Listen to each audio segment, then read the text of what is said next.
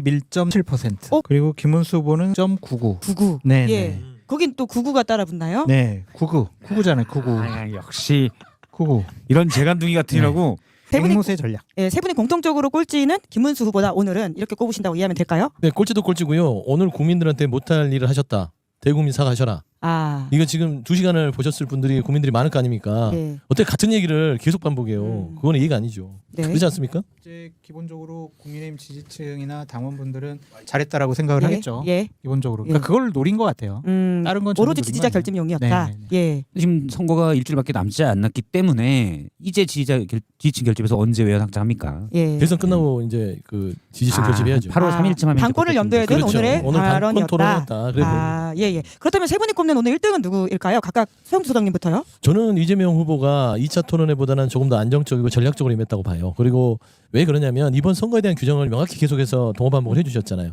내란 세력의 심판에 대한 것들을 명확하게 국민들한테 알림으로써 어떤 정책 속에서도 이 내란 심판이 중요하다는 걸 알렸고, 그리고 이준석 후보하고 각을 많이 안 세웠던 부분에 있어서는 제가 계속해서 그린카드를 드렸어요. 네. 이준석 후보를 굳이 키워줄 필요가 없어요. 그래서 권영국 후보한테 얘기했던 거, 김문수 후보한테 집중했던 것들, 이런 것들이 많은 포인트에서 득점을 좀 많이 가져왔다라고 봤을 때는 저는 이재명 후보와 예. 1위로 예. 봅니다. 예. 그 서영 소장 옆에 앉아 계신 우리 장성철 소장님께서는요? 저는 왜 껄쩍 취급합니까? 이름 까먹었죠, 좀. 아, 그 서영주란 이름을 제가 순간 다시 한번 반복을 해서 옆에 앉아 계시느라고 자연스럽게 네, 그럴 수 이었는데 있죠. 네. 바로 받으셨네요. 네, 저는 그 이준석 후보가 잘했다라고 얘기하고 싶은데 이재명 후보가 제일 잘한 것 같아요. 오늘은 이재명 후보가 네, 제일 잘했다. 1등으로 성적으로 꼽으시겠다. 보고는 상당히 좀 안정적으로 예. 답변을 좀 잘하셨고 감정 관리도 좀 잘한 것 같고 음. 제가 상당히 좀 인상적으로 본 거는 모두 발언 중간에 뭐 정치 개혁 아니면 외교 안보 관련된 본인의 모두 발언 그리고 마무리 발언 이런 것들을 원고를 보지 않고 얘기를 하시더라고요. 예.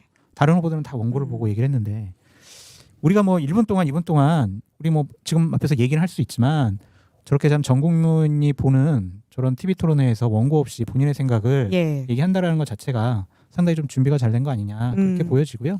또한 정책적인 부분에 있어서도 지난번과는 좀 다르게 좀 구체적인 얘기를 좀 하신 부분도 있고 이준석 후보가 조금 긁은 부분들이 있는데 그 관련해서 예전처럼 극단적이네요. 왜 한쪽 면만 봐요?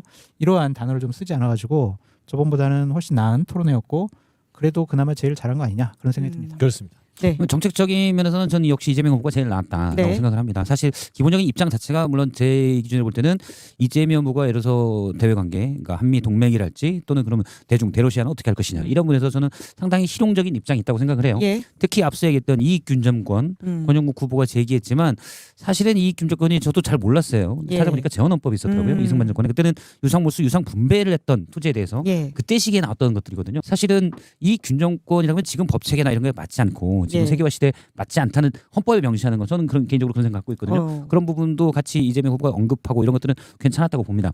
그럼 라고 봅니다. 1등을 꼽으신다면요? 이재명 후보죠. 아. 이준석 후보도 그런데 아무래도 이제 추격자, 공격자, 존재감을 나타내기 때문에 좀 더 긁는 예. 그런 게 있었고 이번에는 아까 좀 방송에는 부적절한 예. 그 비유까지 들어가면서 해서 사실 그거는- 댓글창에는 지금 그 이야기 가장 많습니다. 그거는 상당히 여성- 좀 충격적이에요. 예. 권영국 후보한테 질문을 하면서 예. 네. 이게 참 말로 옮기기는 그런데요. 그쵸? 여튼 그 젓가락을 꼽겠다라는 말을 하면 여성 혐오나 차별에 해당되는 게 아니냐라는 식의 오늘 말을 그래서 했거든요. 제가 이준석 후보를요 예. 거의 제일 김문수 뒤로 꽂으려고 했다가 그래도 김문수 후보의 그 거의 반복적인 예. 이런 강박적인 어떤 스토킹 토론에는 도저히 이준석 그 어떤 그런 저질적인 표현보다 훨씬 평가를 낮게 줄 수밖에 없기 때문에 하는데 예. 오늘 이준석은 3위에 등극해야 됩니다. 네. 저는 그 발언 하나로 예. 그동안 예. 다 했던 게 다 무너졌다고. 저도 지금 저 태도가 그러니까 이전에서는 보다는 토론에서 따지고 시비 거는 모습이 조금 덜하지만 예. 저 질문 하나가 상당히 컸어요. 예, 저는 깜짝 놀랐습니다. 사실 들으면서 저런 말을 공중파에서 옮길 수가 있나 싶기도 했는데요. 그렇죠. 사실 방송 중에 장 소장님이 머리를 잡는 화면이 캡처돼가지고 벌써 커뮤니티에 돌고 있다라는 저희 제보가 있습니다. 온라인 커뮤니티에 돌고 있다고 하는데요. 장 소장님 많이 아마 놀라셔가지고 아까 머리를 잡고 그렇게 하셨나라는 예, 생각이 저 듭니다. 장면이요? 예, 대선 후보 토론회에서 할 만한 질문은 좀 아닌 것 같아요. 예, 예. 예, 마이크를 좀 더 가까이 대달라고 합니다. 예, 저희가 기술적으로 아직 더 갈 길이 멀어서 예.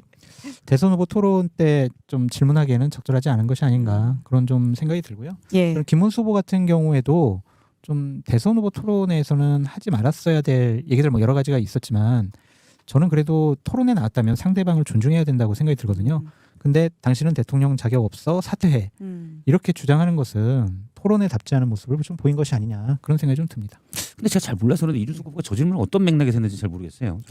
저기 이재명 후보를 네. 공격하기 위해서 권영국 후보에게 저런 식의 어떤 발언들을 하게 되면 민주노동당은 그 어떤 자격에 대한 시비 어떤 조치를 하냐 예, 그거였어요. 그런 그러니까 질문이죠. 권력가기를 하려고 권영국 후보에 예. 이걸 빌려서 했는데 저는 그 질문 자체가 이미 예. 그리고 이건 듣기에도 민망할 뿐더러 예를 들어서 뭐 기자 아시겠지만은 뭔가 사건 브리핑을 할 때 형사과장이 예. 기자들에게 예. 제한된 장소 내에서 할 때 드라이하게 쓸 수 있는 표현들이 있을 수가 있겠죠. 예. 사실 그 나왔던 표현들이 한 번 한 인터뷰에서 익명 인터뷰에서 피해자 입에서 나온 적이 있었어요. 음. 방송에서 제가 찾아보니까 그런 적이 있죠. 예. 그 사건인가 했더니 그건 갑자기 그 사건이 왜라는 생각도 들었었고 예.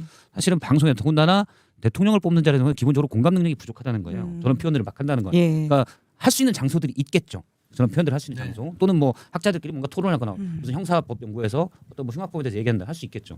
근데 대선 주자 토론에서 저는 이건 이준석 후보가 반성해야 될 부분이다. 예. 혹시 시청자들에 대한 배려와 공감 능력이 없었던 거다라고 봅니다. 네. 저는 내일 그 이준석 후보 이 발언이요 굉장히 큰 타격감을 올 거예요. 이게 그냥 저희가 여기서 이게 이준석의 가장 큰 실점이라고 얘기를 하지만 내일이면 이게 거의 이 오늘 토론에서 김문수 후보의 동호반복적인 그 태도와 네. 이준석 후보가 아무리 좋은 얘기를 했다 하더라도 이 발언 하나로 내일 아마 엄청난 후폭풍을 맞을 것 같다. 그런 네. 좀 예측이 됩니다. 발언의 맥락을 물어보셔서 풀 워딩을 말씀드리지는 못할 것 같고요. 아무튼 이준석 후보가 그런 질문을 권영국 후보한테 하자 권영국 후보가 잠깐 말을 멈췄다가 답변하지 않겠습니다라고 이야기를 했고요. 예. 이준석 후보가 답변해 주세요라고 하니까 권영국 후보가 애초에 이걸 왜 묻는 거냐라고 이야기했다는 말씀을 저도 드리겠습니다. 그걸 왜 묻는 건지 예. 조금 이해가 안 돼서 예.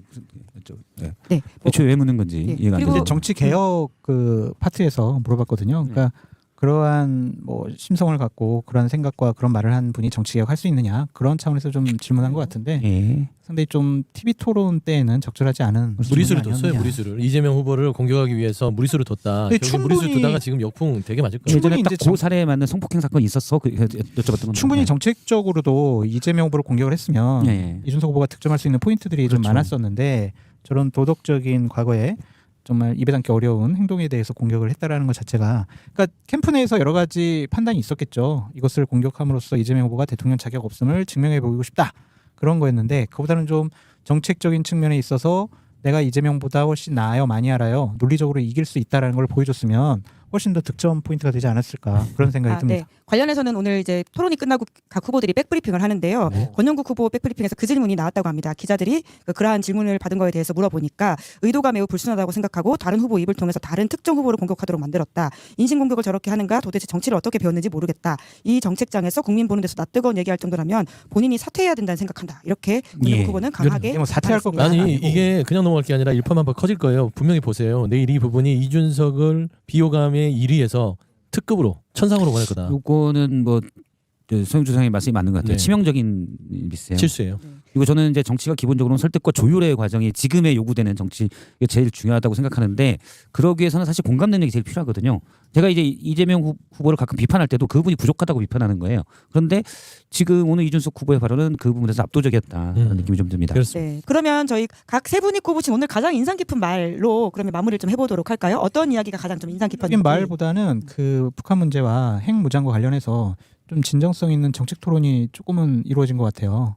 대단히 중요한 문제잖아요. 대한민국 국민들의 생명과 안전. 이 핵과 관련해서는 또 미국과의 동맹 문제도 있고 미국과의 여러 가지 협조 사항도 있는데 이 부분은 각 후보들 간의 생각의 차이도 우리가 알 수가 있었고 조금 더 논의를 진정시켜 보면 좀 국민적인 합의를 이끌어낼 수도 있겠구나. 좀 그런 생각이 들어서 핵 문제와 관련한 토론이 저는 가장 인상이 깊었습니다. 아, 정책적인 토론이었거든요. 네, 그 부분에 있어서 또 칼을 적극적으로 들어주셨던 기억이 나네요. 저도 이 예. 남북 문제에 대해서 이재명 후보가 주도하면서 같은 부분들이 굉장히 눈에 띄었고요. 김대중 전 대통령의 햇볕 정책을 새로운 이재명 후보가 대통령이 된다면 그거를 견인해서 나가겠다. 그걸 네. 본받아서 가겠다는 부분들. 그거는 다른 후보들은 뭐 핵무장이네 뭐 남북 관계에 대한 부분들을 불분명하게 얘기했는데 이재명 후보만 아주 명확하게 얘기했습니다. 예. 저는 그게 눈에 띄었고 마지막 마무리 발언에서 열심히 했습니다. 많이 준비했습니다 하면서 이 울컥했던 부분들이 결국에는 국민들한테 나머지 뭐 이 김문수 후보의 앵무새 같은 공격들을 한 번에 씻어낼 수 있는 그런 조금 동정을 가져올 수 있는 그런 장면이 아니었나 좀 평가합니다. 저는 1, 2차에 비해서는 상대적으로 좀 더 공약이나 뭐 정책으로 얘기가 좀 됐다라는 부분이 있고 그다음에 역시 이제 소영조 선생님이 말씀하신 대로 마지막에 보였던 건 저는 뭐 계획된 거라고 생각을 하는데 예. 절박함을 표출하려고 한 것이다. 이재명 후보가요. 네, 최근에 예. 이제 지지율 상승이 정체되고 격차가 줄어든다는 보도. 그건 뭐 선거 마지막에 가면은 당연히 지지층 결집 때문에 이루어질 네. 수 있는 현상들인데 그런 부분에 대한 절박함을 좀 드러냈다. 예. 이런 거는 전 효과적이었다고 생각을 합니다. 그리고 좀 놀랬던 게 앞서 말한 이준석 후보의 발언. 이런 것들은 좀 이준석 후보에게도 많이 남을 것 같아요. 네, 저희가 그린 카드와 레드 카드를 어떻게 세 분이 주셨는지를 김영하 기자가 방송 내내 체크를 했거든요. 레드 카드를 가장 많이 받은 사람은 김문수 후보이고요. 실제로 세 분이 다 가장 못했다라고 집어준 것도 이렇게 맞닿아 있는 것 같습니다. 36장을 받았습니다. 같은 말을 계속 반복하는데 어떻게 계속 그거를 레드를 안 줍니까? 네, 그리고 2위로 레드 카드를 많이 받은 사람은 이준석 후보 7장이고요. 이재명 후보가 3장, 그리고 권영구 후보도 3장 레드 카드 받았습니다. 그린 카드 가장 많이 받은 사람은 이재명 후보고요. 세 분 다 1등으로 오늘 이재명 후보를 꼽은 것과 맞닿아 있는 결과인 것 같은데요. 77장을 받았다라고 하고요. 2위로는 권영구 후보가 38장, 이준석 후보가 3위로 21장, 김문수 후보도 16장을 받긴 했습니다. 그린 카드. 장성철 소장님 줬어요. 그 중에 기술 점수도 아까 잠깐 기술 주시긴 점수 하나 하셨는데요. 드렸다. 예. 그거 예리한 기술이었잖아요. 외교안보에서 바로 쌍방울 대북 송금. 네, 굉장히 야. 그러니까 컨텐츠로선 레드이지만 신박하다는 차원에서 그린 카드를 줬다라고 이야기를 하고 계십니다. 이제 오늘로써 그리고 그 패널들에 대한 이야기라고 한다면요. 오늘 카드 남발자 1위는 장성철, 2위 소용주, 카드 신중론자 박성태라고 하고요. 예, 예, 그리고 화장실 가고 싶으셔서 네. 한 번씩 가져야 예, 예, 뭐 방송 너무 길었죠. 예, 그리고 거기다가 지금 여기 괜찮습니다. 소스를 쏟아가지고 지금 청소 중이세요. 예, 또. 저희가 치우겠습니다. 괜찮습니다. 지금 어차피 이 투표율이 다가올수록 52대 48 구도예요. 52는 이재명 후보인가요? 아니 52가 이 말하자면은 이제 그 민주당이나 진보 진영 이번 선거 자체가 내란 세력에 대한 심판인데 심판 대상이 51을 주겠어요? 그렇지 않잖아요. 예. 그러면 심판을 해야 될 사람들이 48을 받겠죠. 그러면 51을 받을 사람들은 민주당이나 이재명 후보가 될 가능성이 높기 때문에 52 정도의 언저리에서 마무리될 가능성이 높다. 그리고 나머지 48을 가지고 김문수와 이준석이 나눠 먹을 그 수치이기 때문에 저는 오늘 이준석 후보가 치명적인 실수에서 본인의 두 자리가 저는 부족하다고 봅니다. 오늘로써 한 자릿수로 내려가는 한 자릿수 내려갑니다. 저는 이 실수 뭐 별거 아닌 것 같지만 이거 회자되고요. 예. 어떤 여러 가지 기사뿐만 아니라 커뮤니티에 굉장히 이준석의 비호감도를 높일 만한 큰 실수였다라고 봤을 때는 한 7, 8로 예. 내려갈 가능성이 크고요. 그럼 이제 김문수 후보가 뭐 그런 데서 40을 받느냐 그렇지는 않을 것 같고 한 30, 한 6, 7 정도 보수 최대 직결 수치가 나올 것 같다. 저는 그래 보입니다. 예. 자, 장성철 소장님 어떻게 보십니까? 수치로 제가 그냥 말씀드리겠습니다. 클라우드장, 현사인장, 예, 잘 이재명 맞추시는데. 후보 51.77%. 그러면 박근혜 대통령 당선 당시에 51.6을 넘는다 이렇게 말씀하시는 거네요. 왜냐하면 오. 77이 이재명 후보에게는 항상 따라다니는 수치더라고요. 0.77. 당에서 득표했던 네네. 것도. 예, 저번에도 예. 77.77 뭐 이랬었잖아요. 그리고 김문수 후보는 36.99, 예. 이재명 후보 51.77%, 51.77%, 김문수 후보 36.99%. 36.99. 네네. 예. 거긴 또 99가 따라붙나요? 네, 99잖아요. 99. 역시 99. 이런 재간둥이 같으라고.